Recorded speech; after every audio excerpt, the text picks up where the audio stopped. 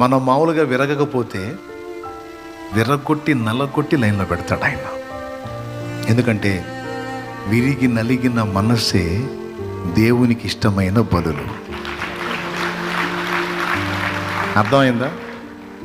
దేవా ఇవన్నీ నేను పొందగోరుతున్నాను అంటే దేవుడు అంటాడు, నీవు దీనుడు దీనురాలివి కావాలి.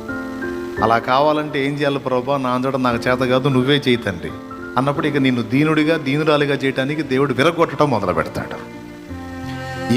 వేటిని బట్టి నువ్వు అతిశయపడుతున్నావో వాటన్నిటి విషయంలో నిన్ను విరగొట్టి దీనుడిగా చేసి, ఏదైనా నేను కలిగి ఉన్నది నీ కృప తప్ప ఇంకొకటి లేదయ్యా, నీ కృపే తండ్రి అని నువ్వు దీనుడు అయిందాక